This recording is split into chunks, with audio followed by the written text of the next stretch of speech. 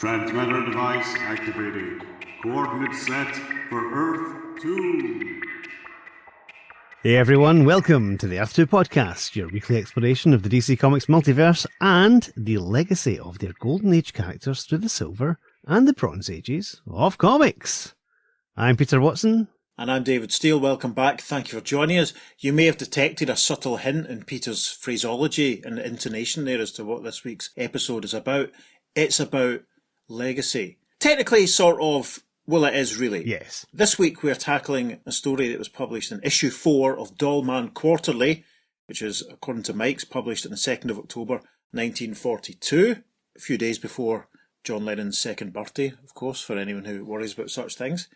We're doing this one because it features a bad guy who has a name which would later, within about 10 years or so, be appropriated by DC Comics and used essentially for a hero. I think that's fair to say, wouldn't you, Peter? Yes, indubitably, sir. It's an interesting one because what we're going to do next week is another proper DC Comics story from another comic published in the 70s, and at a rough sort of timeline of 1974, where we are in the timeline, that features this other character, which also opens up a whole can of worms about that other character and where that character might reside, and yes, will lead us to all sorts of conversations and things and stuff. An Adventure Comics Spectre-esque can of worms. Yes, which is interesting because the Spectre will meet this character subsequently on the podcast in a few years' time. Spoilers for the future. Spoilers for the future, but hopefully that'll be another Peter, Steve and David episode when we get to it. Maybe Steve could record his lines when hopefully he comes over to visit next year. That would be nice. Anyway, that's getting way ahead. As I say, we're doing a story from Dollman issue 4. And why are we doing it? In fact, do you know what? Actually, it's better if Peter describes the cover, because that will tell you the name of the story that we're going to cover today. And that will make everything clear. Indeed. Dollman Quarterly, winter issue, 10 cents. It says at the top of the cover, we have a haggard, ragged man, torn sleeves. He's quite gaunt looking, actually. He's got a really skinny arm, but he's got big hands. It's me! With big pointy nails, so maybe not you. He's got swept back white hair, he's wearing glasses, he has a big moustache and a big pointy beard coming down. He's over a desk, and he's holding up, in one hand, a wanted poster, which says, funnily enough, wanted. The Dollman, alias Darrell Dane, by order of the police commissioner, and has a picture of Dollman there. So his secret identity is revealed in this poster. Interesting. That's interesting. That opens up a whole other can of worms. And in his other hand, he is clutching the aforementioned Dollman. Uh-oh. He has him there. It's shocking. I hope Dollman's going to be all right, listeners, but we're not reading this story, so we'll never know. There's an ominous candle burning in the desk as well. Very atmospheric. I find that's the best kind of candle. It is indeed. In my limited experience of such things. At the bottom it says, 4 dynamic stories. The Dolls of Death. Wanted for Sabotage. The Circus of Tears. And Dr. 13. Dr. 13, a name that may be familiar to some listeners. Dr. 13, the Ghost Breaker. Yes, that's how he was first titled when he debuted in Star Spangled Comics, issue 122, cover dated November 1951. He was actually the cover feature on Star Spangled Comics. That's how you make an entrance. Fantastic. Yeah, I think that's right. Yeah, because was that not like Robin's sort of solo spotlight book for quite a long time, Star Spangled? I believe it was. Yeah, Robin and Tomahawk was the other main feature in it. So yeah. It was quite good. So he basically ran through that from issue 122 up to 130 before moving over to House of Mystery. We'll get into this further next week, but he's made subsequent appearances in the DC universe since. We'll talk further about Terry 13 next week, because the story we're doing next week is only 8 pages long. But so, first appearing in 1951, so that's technically pre-Silver Age? Yep, Atomic Age, I believe that's what they call it, yeah. Definitely post-Golden Age. Yes, that weird sort of period when superheroes are slightly on the wane, apart from the big three, and of course Johnny Quick and Green Arrow and Aquaman, who couldn't be killed for anything. So we're doing, as we have said many times, this story from Dollman issue 4, because Dollman encounters someone else called Dr. 13, a story published about 8 or 9 years before the appearance of the Ghostbreaker. So yes, the Ghostbreaker is a legacy character. There you go. Did you know that, listeners? So listeners, just before we start, we should point out that this comic is available to read for free on comicbookplus.com. So if you want to read along, nip along to Comic Book Plus, Dollman Quarterly, issue 4, and you'll be able to join us and have a bit more of a satisfactory experience, hopefully. Yes, that's right, absolutely. And as it's public domain, I'll be posting the entire story on our Facebook album this week. So yes, Excellent. it'll be there for you to see in all its gory glory. Yes, because like a lot of the other quality comics, because this is not yet DC, obviously, the body count is high. Lots of it, and it's very, as Peter put it the other day, it's very killy, as you will find out. So listeners, get ye to Comic Book Plus, get ye to issue 4 of Dollman, and scroll ye to page 14. We have a large splash image that sets the scene. There's a large Dollman logo, and we see Dollman perched on a table with the looks of things, peeking around the corner of what looks like a large box that has a hat on top of it. That's fun. And we see, approaching Dollman, a figure who reminds me, it must be said, of Per Degaton. Yes, that's very valid, yes. Facially, he looks very like Per Degaton. It's sort of short, reddish-brown hair in a centre parting, quite strong features. He's wearing a sort of cape-type cloak, which puts me in mind of Dr. Druid, or the one-time Avenger. Mm-hmm. He's carrying a mace, which has very nasty-looking spikes and barbs on the top of it. Underneath this cape, there's a sort of, what looks like a bit of a monk's habit type outfit, yes, with a massive belt buckle, obviously holding in his massive belly. He has a very large yellow number 13 emblazoned on his midriff just above his belt. Walking in front of him is a sort of grey cat with green eyes. Significantly, there's a broken window behind him. Has he just struck it with his mace? We can see that he has very sharp fingernails and he seems to be reaching for Dollman. Good grief. The caption that sets the scene even further than all of this reads, "Who of us does not shiver a little when a black cat crosses our path? Or when a mirror shatters? Or when Friday the 13th rolls around? Superstition. Yes, or so they thought on the 13th floor of the Jinx building, until an alarming series of accidents all added up to the Curse of 13. And what was that ghastly form that stalked through the halls, bringing bad luck and death, known only as Dr. 13? That was the question that even chilled the fighting blood of the Dollman, the Mighty Might." Gosh. Yes, number 13. We see it's interesting, all this talk about in this story about the 13 floors and such things, just as the complete Scream has just been published by Rebellion. Yes. Listeners, we'd encourage you to track that down. It reprints a British horror comic from the 80s in its entirety, and it's glorious. Anyway, so there's a tiny inset panel at the bottom of the opening page here, which is captioned, "Quiet, ordinary citizen Darrell Dane enters a building, one of many in a great city." We see Darrell from behind, looking very smart in a blue suit and brown shoes. Not everyone can pull that look off, it must be said. And he's approaching a revolving door, but we see a sign on this building that he's approaching that says the Jinx building. And I'll take great pains to point out that Jinx is spelt Jinks, not Ginx, as in Jinx, you owe me a Fanta. Darrell approaches and he's saying to himself, the Jinx building is where Dr. Roberts told me to meet him. In the first panel of page 2, Darrell has entered the building. There's a man with a bowler hat and glasses and a moustache walking very close to him. And Darrell is thinking aloud and he's saying, Jinx, spelt Ginks. Jinx, Ginx. What's in a name? I wonder. And he sees a little sign hanging off of a little hook on the wall in front of him that reads, Floor to Let. Darrell approaches the lift operator in the next panel saying, 13th floor, please. "Yes, sir. The unlucky floor."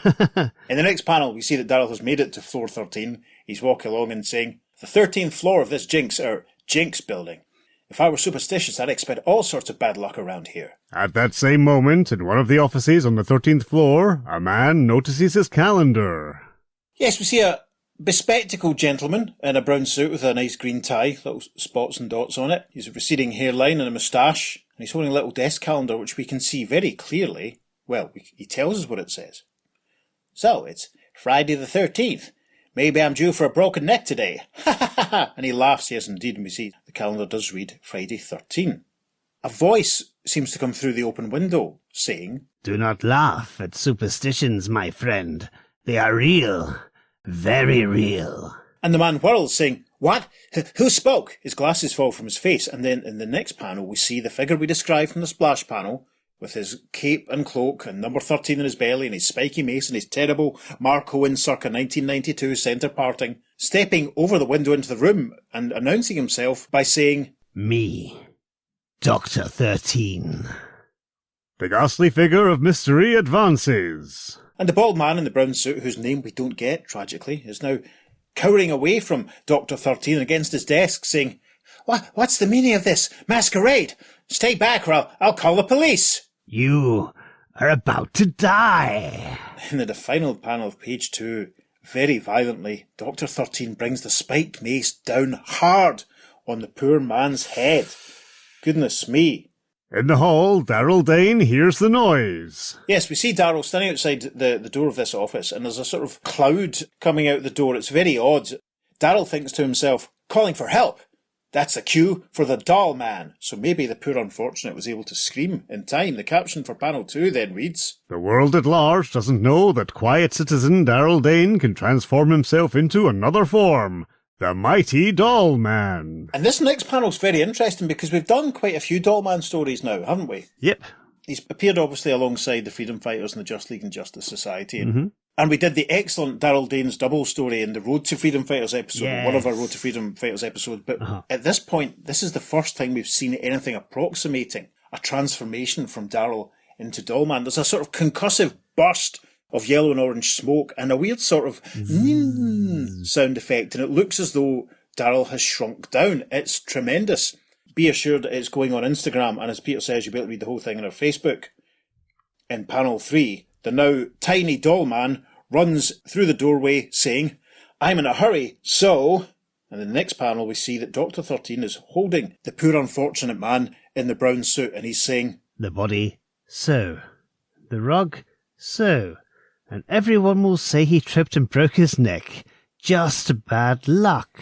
Yes, he's obviously positioning the body. The caption for the next panel, however, reads, The tiny fury blazes into action. And blazes into action he does as Dollman leaps up and punches Dr. 13 in the jaw, saying, Here's some bad luck for you, pal. Dr. 13 whirls around. Yes, he raises his mace and says, Who hit me? Where are you? No matter how big you are, I'll crack your skull.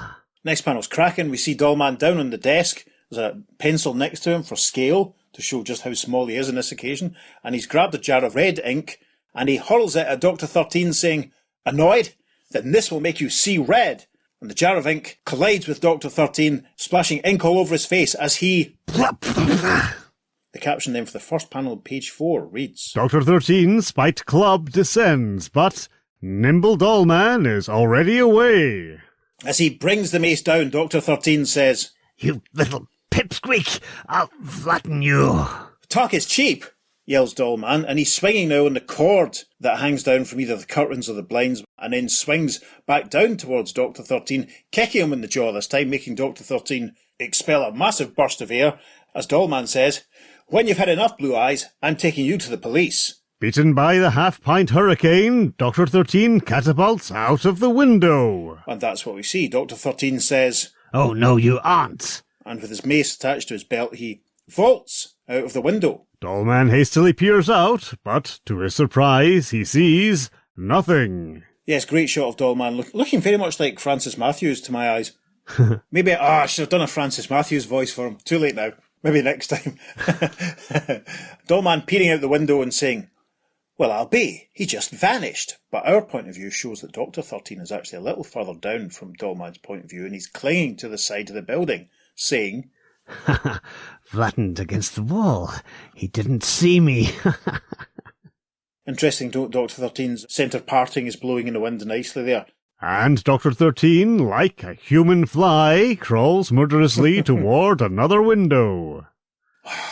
Are we going to be able to do a human fly episode, Peter? Yes, we are. Well, that's all right then. I recently, listeners, because I'm nice, and because Peter and I have each other's backs with these sort of things, I recently helped Peter complete his collection of the Marvel comics series, Human Fly, didn't I, Peter? Wasn't that nice of me? Yes, that was wonderful. Thank you very much. You're very welcome. Back to the story. It's a great sort of very vertiginous sort of angle here as we can see people down on the pavement. But Dr. 13 has managed to manoeuvre himself onto a window ledge and he's saying, Now to visit another room of the 13th floor.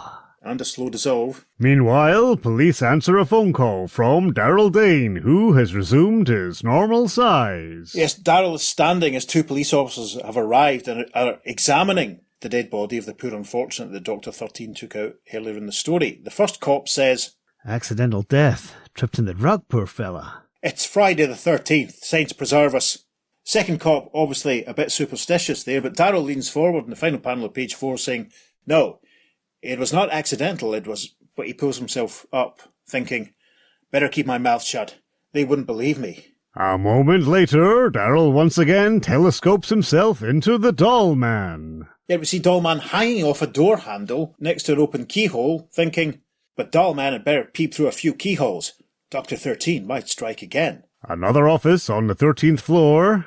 Yes, we see 3 young women. There's a girl with dark hair in a green dress, their hair pinned up. There's another girl in a sort of orange-brown sort of dress with brown hair hanging low, and there's another girl in a red dress, again with sort of strawberry blonde hair. They're all just chatting. The girl in the green dress is saying, It's Friday the 13th, Sally.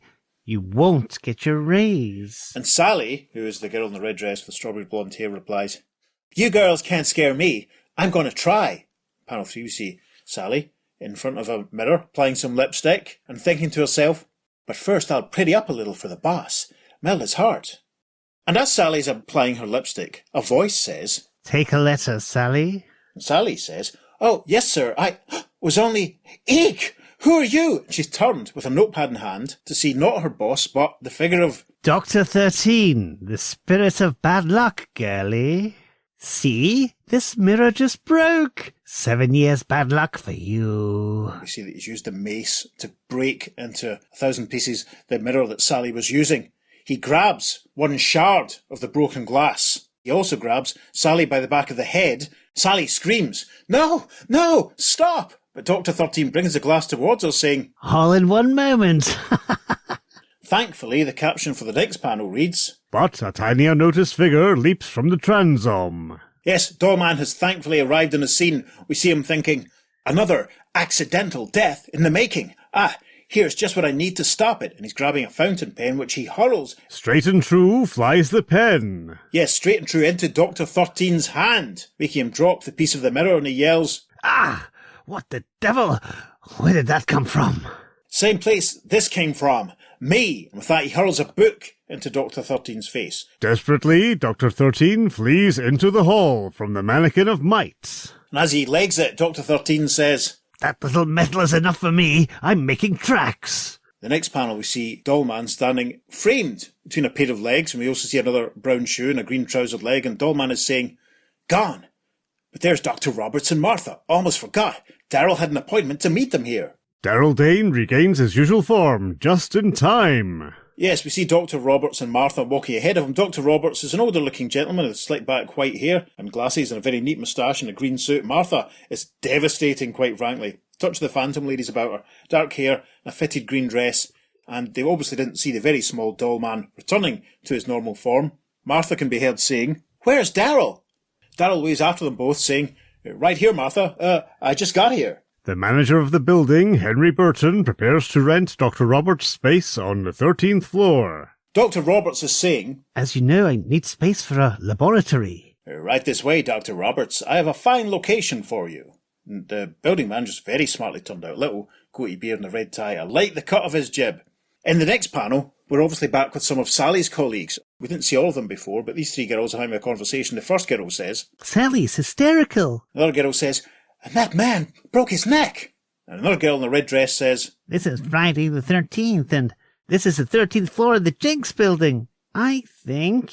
we get a nice shot of the building manager and Dr. Roberts to round out page 6 as the building manager says, don't pay attention, Dr. Roberts, just excitable girls.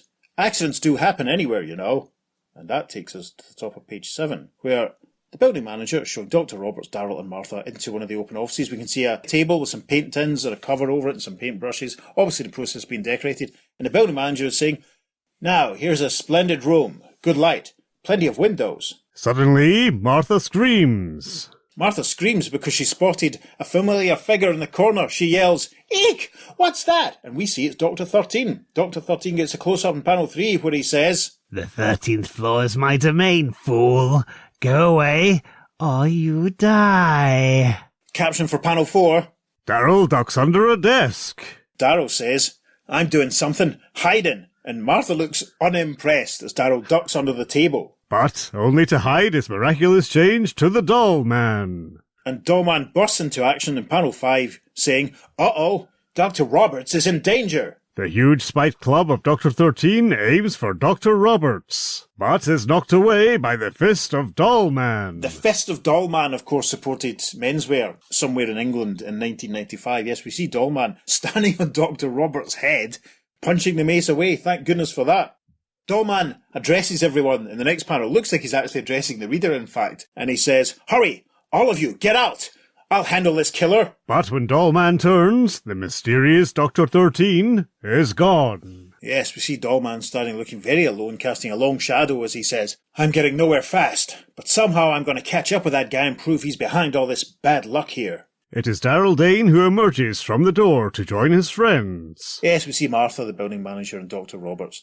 Martha says, "Darrell, but where?" Darrell replies, "Dollman and Dr. 13. When I looked around, they were gone.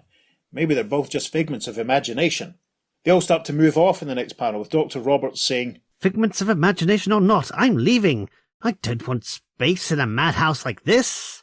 And we see the building manager, Mr. Burton, looking very panicked as they go, which prompts Darrell to say, "Poor Burton, his renting business is ruined." The next panel, we see the trio leaving the Jinx building, and Dr. Roberts pointing ahead and saying, "I'd much rather have space in the Everest building across the street." And indeed, in the next panel, we see they've entered an office in the Everest building. We can see a name on the office door that reads Martin Gorham, renting agent, Everest building. And he's sat behind his desk, slight back dark hair, very fancy moustache. Dr. Roberts, Darrell and Martha enter. Dr. Roberts says, "Do you have space to rent? I'm Dr. Roberts." and Gorham delightedly says, Come in, come in. pulls up a piece of paper in the next panel saying, I'll make you a very reasonable offer. At least as good as in the Jinx building across the way.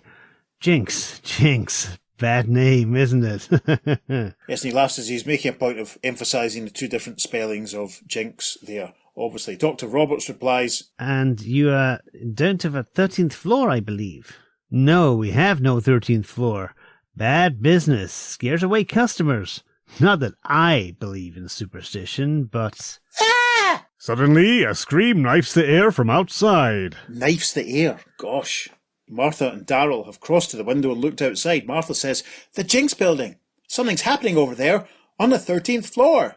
Which prompts Darrell to think, that blasted Dr. 13 again. In the space of a second, Darrell, changing to the doll man, takes up the chase. Yes, this is a great panel. I love the angle. It shows how high up we actually are and how high up the 13th floor is. Dollman is running along the cables that connect all the buildings, saying, "These telephone wires sure help out." Meanwhile, the sinister Dr. 13 carries a struggling girl to an unknown room. Dr. 13, with his mace in his right hand, has grabbed a blonde girl in a blue dress and has her over his left shoulder. He seems to be walking towards one of the lifts, actually. The girl is screaming, and the lift operator seems to open the door almost as if he might be able to come to her rescue. But unfortunately, Dr. 13 strikes him on the napper with the mace, saying, I'll take this elevator. But before the door squeeze shut, Dollman, arriving on the scene very quickly. Gosh, he's only wee. Does he have super speed in his powers to get as far as he did in such a short period of time? Dollman manages to squeeze through the doors and grab hold of one of the cables that's involved in the lift operation, saying, "Too late to get in the car, but this cable will help." the cage grinds to a stop at the tower, and... Yes, we see Dollman climbing out between the lift doors, saying, "There he goes, out on the balcony." Heartless Dr. 13 prepares to dispose of his victim. Oh my gosh, this is grim. Dr. 13 is holding the girl in the blue dress over his head. He's standing, they're obviously now on the roof, the very top of the building, and he's holding her over his head, obviously about to throw her to the ground below. Oh my goodness, the girl is yelling, Please don't! But suddenly, a pocket-sized fury smashes like a bullet into the chest of Dr. 13. yes, there's a wham sound effect as Dollman punches Dr. 13 again, making Dr. 13 puff out all of his breath. The fighting atom goes all out. The fighting atom, yes, we'll be talking about that caption later. Yes, Dollman's now down on the ground. We see that he's lifting up Dr. 13's trouser leg or his cassock or whatever it is, and he's kicking him, saying, "This'll whill you down to size." Ah, my shin! Dollman punches Dr. 13 square in the face, which completely distorts his features. It's hilarious. Dollman then says, "A healthy tap on the button," which makes Dr. 13 exclaim, Oof. 13 is down. Yes, 13 is down. It's like a millennial Doctor Who fan discussing Jodie Whittaker's incarnation. Dollman stands inches away from Dr. 13's face, saying, "Say, uncle. Or do you want to be down and out? Both?" But the wily Dr. 13 suddenly catches Dollman unawares. Yes, because he was standing so close, Dr. 13 has managed to reach out with a taloned hand and grab hold of Dollman, who exclaims, "Oops, I wasn't watching that time." And throws him far into space. Yes, remember, we're up on the roof at this point, listeners, and Dr. 13 has just hurled Dollman over the edge of the building. All Dollman can do is exclaim in 3 question marks. In the next panel, Dr. 13 peers over the edge of the building, looking down, saying, Even the Dollman will crush the pulp down there in the streets. I'm rid of him at last. Now, back to the 13th floor to finish my business. And presumably he must have some kind of Spider-Man type powers, or maybe he just digs his nail into the bricks and he starts scaling the face of the building to go back down.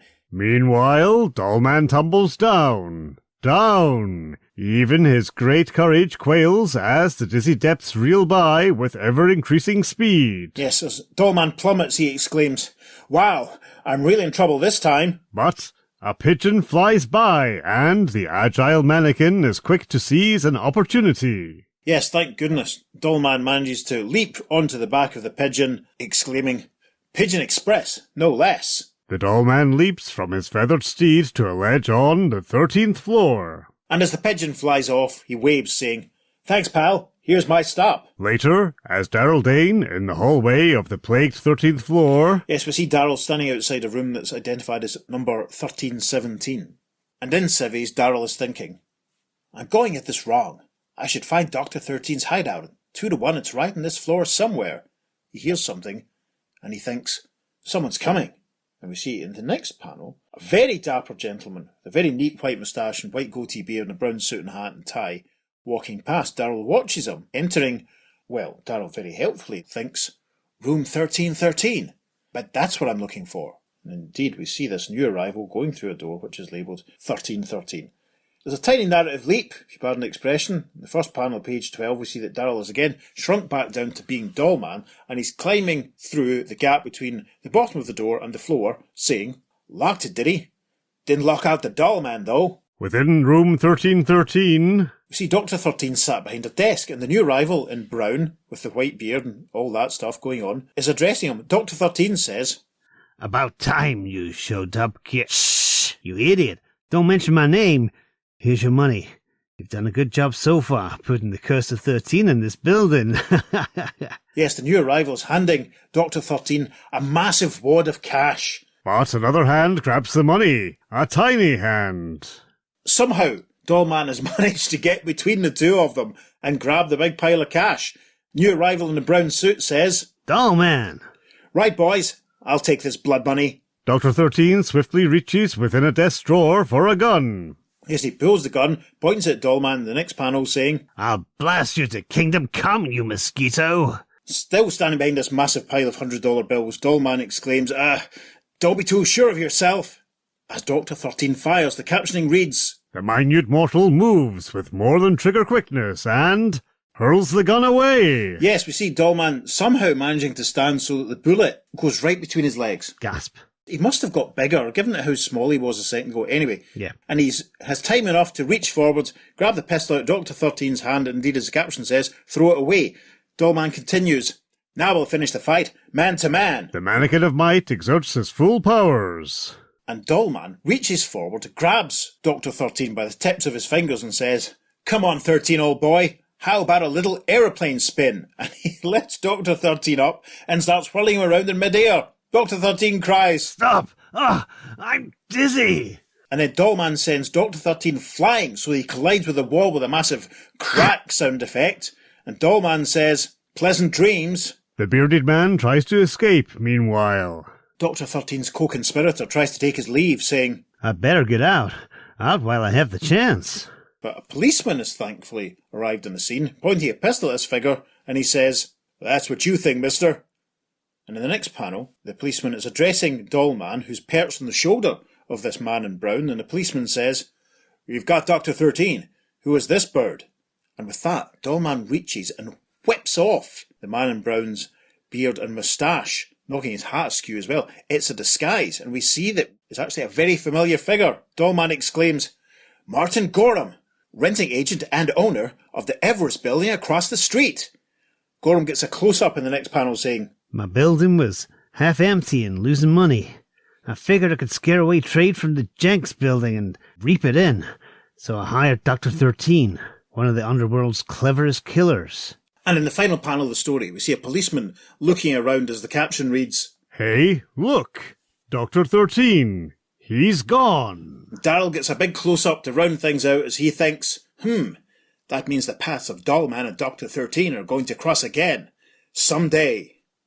There's no caption, but we have reached the end. And we never see Dr. 13 again. Probably because he migrated to another Earth to escape from Dollman. He regenerated and became Dr. 14.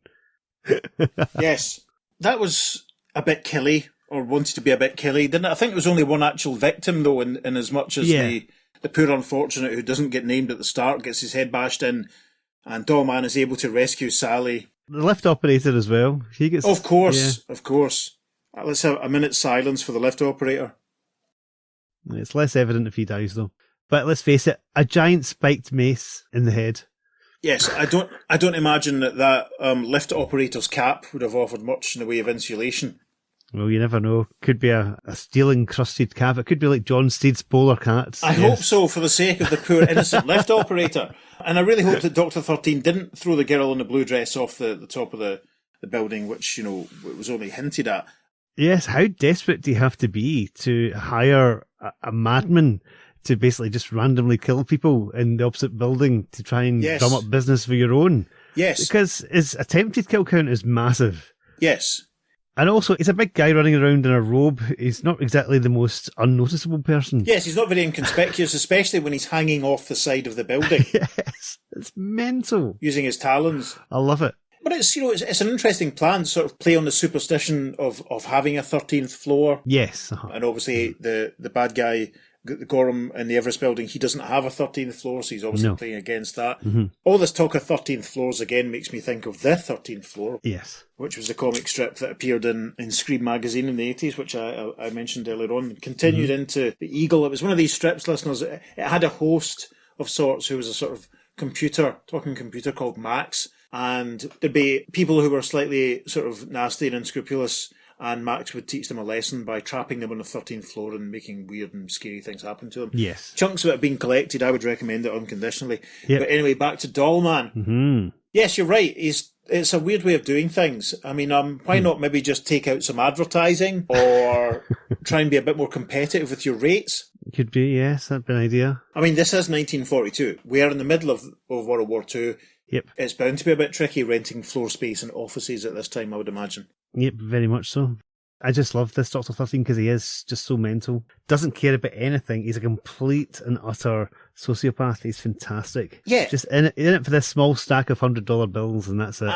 I sort of, the Dr. 13 obviously plays on the 13th floor aspect as well, which is quite interesting. But, we don't really get anything to explain how he came about the name or what his history is or why there's a cat in the splash panel but not anywhere else. And I'm intrigued. I want to know more. And the spiked mace. Yeah, it's vicious, isn't it? I know. It's horrible. I want to know more about this Dr. 13, and maybe when you and I write our DC comic... Oh, he's coming back, without a doubt. Yeah, he can meet the actual Dr. 13 and the Phantom Stranger, and Dr. 13 will team up and beat this Dr. 13, and Dollman will come back for a... Yeah. And we can get someone to draw us an illustration of Dollman and the Phantom Stranger rushing towards the camera.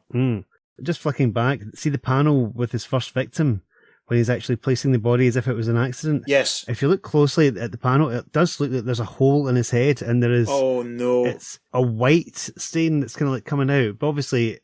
Maybe it should have been coloured red for blood, but it does genuinely look that there's at least a dent in his head. Yeah, they probably couldn't be too explicit, I suppose, with the injury detail. I mean, this is a common thing, isn't it, in the quality comic stories we've done? People die. Yeah. Often quite viciously and very unpleasantly. Quality and Fawcett as well, with the ones that we've done from Fawcett have been quite killy as well. Right. Well, the Bullet Man ones certainly have. Yes, of course. Yeah. Yeah, because actually, as the crow flies, we haven't done really too many Golden Age DC stories, really. No, that's true. That's true. I suppose on balance out of some of these portmanteau ones that we've done. So it's interesting to compare. Maybe Wortham had a point.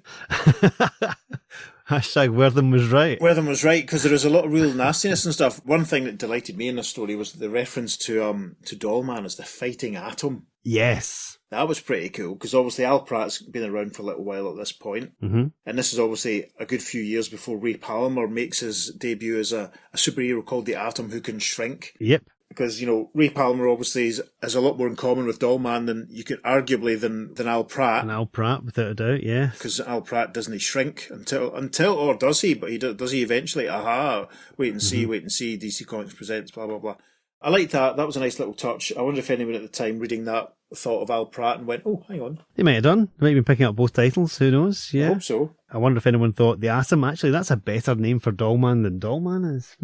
Dollman's a great name, though. And as we discussed in the past, he had a very long and storied publishing history. It's nice to be able to do another story. And we will do it. There's a plan, actually, as well, listeners, but there will be another Dollman story in one of our Portmanteau episodes at some point, probably within the next year or so, I think. Yes. Stay tuned for that one. Yes. I suppose these days it'd be called Action Figure. That's very funny. I think you should be getting on the phone to Jeff Johns right now. There we are. Maybe in a parallel universe he is. That's it. Saying, no, you just right, honestly, copyright that immediately, because that's a great idea. Get on the phone to Jeff Johns and see if he'll put you under his little checkerboard imprint and stuff. Coming soon to a new Ghost Machine title near you. Yes. Action Figure. Yeah, that's great. I like it. No, seriously, I'm not being flippant. I think that's genius. That's brilliant. Write it down. Write it down. It's copyright Peter Watson's, copyright Watson Comics. All rights reserved, trademark. Yes, don't any of you listeners out there try and copy it. No, I'm not sure. Do Martha and Dr. Roberts turn up in any other Dollman stories? I'm not too sure. Martha certainly does, because obviously she becomes Doll Girl, so yeah. Aha! Interesting. I'm not entirely sure at this stage if she knows that Daryl is Dollman. Yeah, because there is that moment when Daryl just hides under the table and then Dollman appears a second later. Yeah, it's very conspicuous. I'm going to hide under this table. I don't know what you're going to do. Hilarious. Yes, you stay there, Martha, and maybe get a spike in the head. While I hide under here like a complete coward. Tell me when it's all over.